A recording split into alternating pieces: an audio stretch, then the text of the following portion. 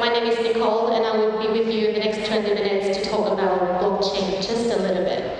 When I was asked by the organizer how I should coin the title of my speech, so there are a variety of options come up. So first of all, I was thinking whether I should capitalize on the buzzword of Bitcoin, because you know that Bitcoin has been considered as one of the most profitable assets in the world for now. So the price of Bitcoin has increased by around 1,000 times in the past couple of years. So that's one option. Another option is that I can start with the endless lineup of companies of powerhouses in the world which are now adopting blockchain. So we're talking about Google, Facebook, Amazon, Alibaba, and the list is not exhaustive at all. So that's another way to look at this technology. But since I have been in this space for not too long, just 2 years, and what I'm doing is that I'm doing the community building for blockchain. So what I think about this emerging technology is that it's better to give you a more comprehensive picture about this emerging technology, both the pros and cons, the good and the bad, the upside and the downside, so that you can see through the hypes and you can see how to embrace this technology in a more proper way. So that's the very first idea to start with this talk. And I also came to know that blockchain is definitely taking off. Like the awareness of blockchain is definitely taking off in Vietnam. So why do I know that? I have a friend who is working at an auditing firm.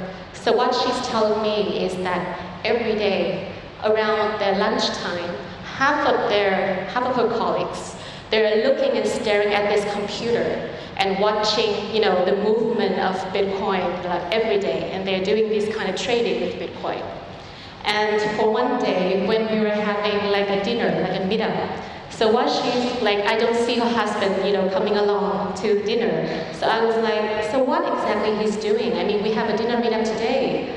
And, she told me that, the cryptocurrency, Bitcoin, is like dropping, so that's why he has to stay at home, and kind of keep biting his nails, waiting for the price to go up. And that's just happened like on a daily basis. And I mean, it's like, okay, this Bitcoin is actually like, taking its toll in Vietnam. So a lot of people know about this. But the hype around the currency and the margin trading is just getting way out of control. And just from the name of the program today, I think that people have just touched the tip of the iceberg. So blockchain is definitely not Bitcoin. They are different concepts. And what people know about Bitcoin is just part of the iceberg. And what the underlying technology and blockchain that means so much more than the currency itself and the daily margin trading that people are getting too much hype about. So first thing first, what is blockchain?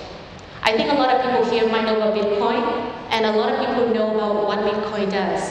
And it's very understandable just because the concept of Bitcoin predates blockchain just a little bit. So back around like 10 years ago, back in 2009. So the idea about Bitcoin is a global currency that can transfer across the border, go around the frictions and all the legacies of banks, financial institutions, and governments in the world. And it's like a global currency that you can pay directly from your pocket or from your wallet to another person within a very short amount of time and at affordable cost. So that's where it starts. So the idea about Bitcoin, it's too good to be true. So to realize the concept of Bitcoin, people, this concept of blockchain has come into the way. So actually, what's different from blockchain is that for now, you don't have to rely on a database of the bank or a government. You don't have to rely on the book of a black market vendors to keep track of your transactions. So now, every single transaction that you've done to all the other people will be reported on a transparent and and public database that everyone can look up what's happening in that database. But the data is very hard to change or reverse. So that's the top line concept. So now we will talk about a specific use case.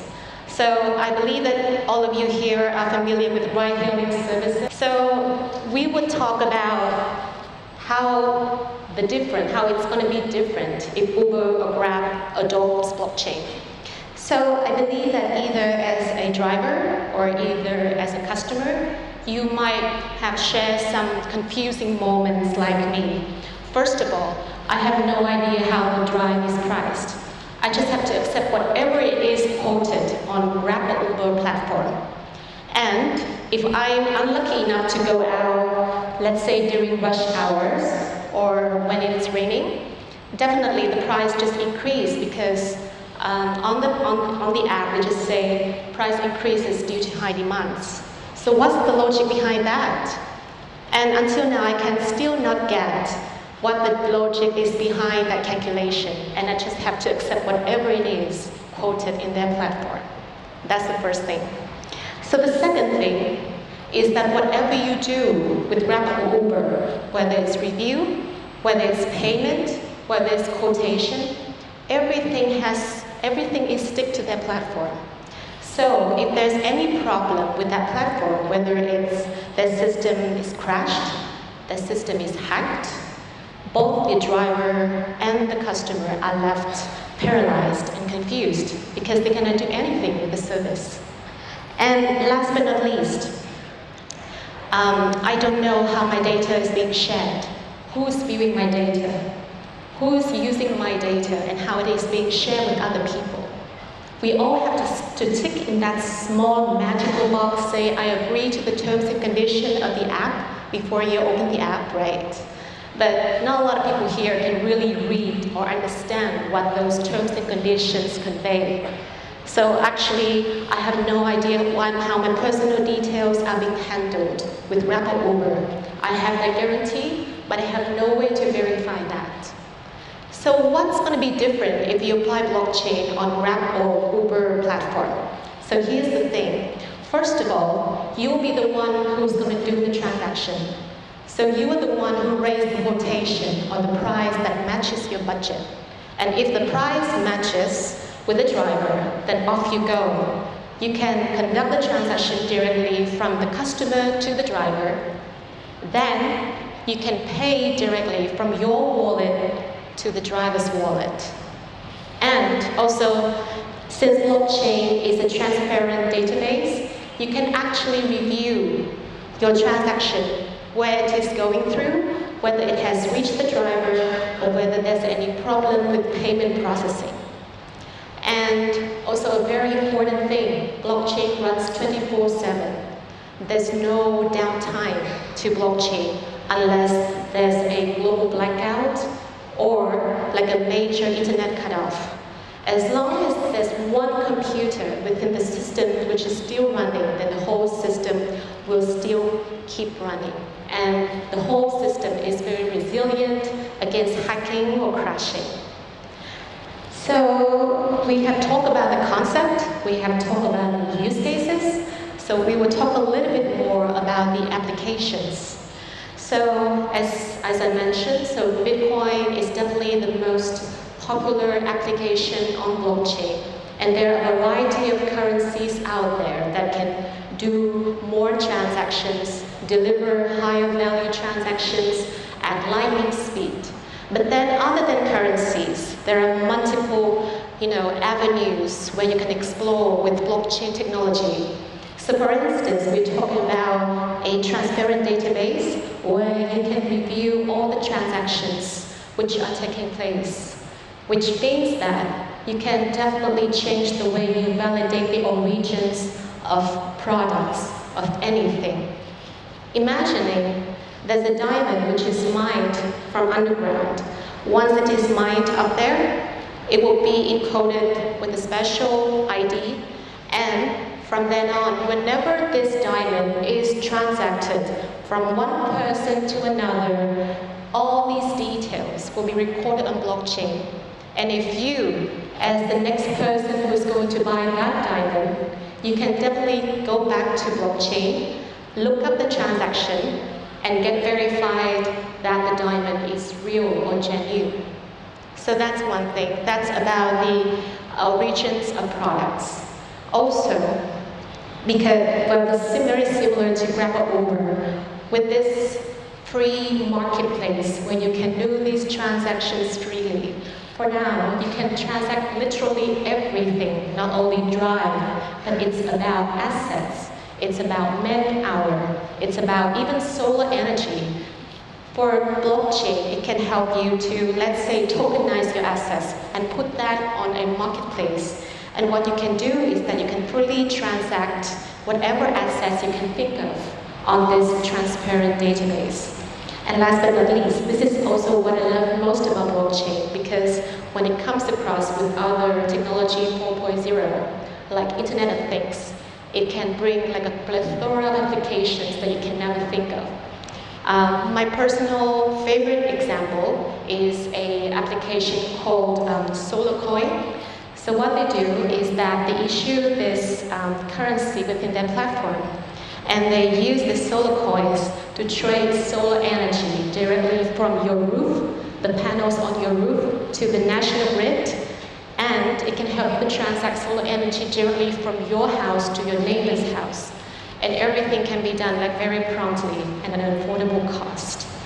So, I mean that with blockchain, there are a variety of things that you cannot think of with the other technology. But of course, that's the bright side. On the dark side, there are a variety of challenges as well. So for instance, blockchain, due to its nature, the transaction bandwidth is limited. It cannot match with the transaction bandwidth of Visa, MasterCard, or other payment transactions. Also, blockchain or Bitcoin and other applications still are not properly regulated in a variety of jurisdictions, even in Vietnam. So a lot of people also ask me, so whether blockchain or Bitcoin is now legitimized in Vietnam? I think the answer is still ambiguous. We cannot tell. Because actually the government, the users, and the startups, we are still trying to get our mind or our head around what actually we should perceive blockchain or Bitcoin. Whether it's a currency, whether it's a special type of asset, or whether it's a special type of goods. So the conversation is still ongoing, but I believe that everyone, including the regulators, academia, startups, and students, everyone is driven by innovation. And the technology itself will eventually be leveraged and regulated in the most optimal way that's going to work out with everyone in here. So, also, still, I've talked a lot about those fancy applications of blockchain, but still, the technology is still very new. It's just been there for 8 years, and still there's a lack of mainstream, ready-to-use applications. Still a lot of people are trying to find some way to make these blockchain applications more friendly to users, easier to use, and also to make the interface somehow looks like a normal application. I think the exploration is still ongoing, but still we have to take into account those challenges when we think about embracing blockchain technology. So just to share a little bit more about Vietnam. So for my country, we are lucky enough to be in the space for 2 years. So we've done quite a few things around the community, and we have witnessed, massive interest in this technology in the last 6 months. So we've done like a small survey with around 30 tech giants and tech startups in Vietnam, and around 80% of them believe that trust and cost efficiency are the biggest value that blockchain can add on to the existing ecosystem. And half of them believe that blockchain is going to thrive in the next 3 years. And being a person in this changing, ever-changing space, this is a very exhilarating experience for me. And I think that at the moment we have already around 20 blockchain startups in Vietnam, which is like such a small number. But this list is not exhaustive. I believe that definitely you can be one of these entrepreneurs when you find some relevance between blockchain and your solutions.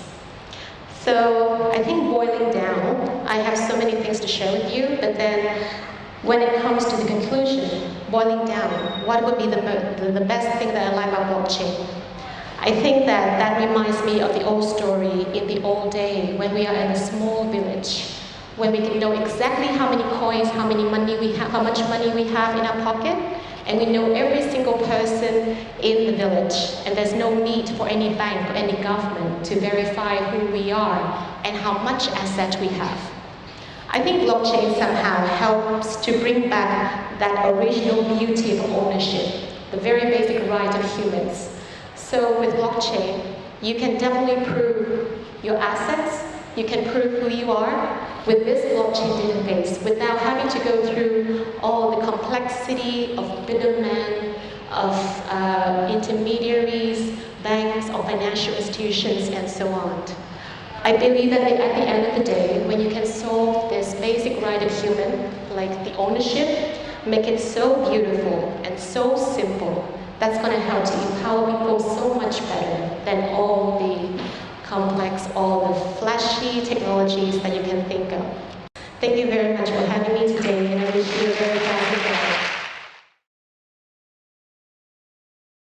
The safety and the security and the life that you can put your hand and your handprints and your fingerprint alongside your footprint. Thank you. Bless you.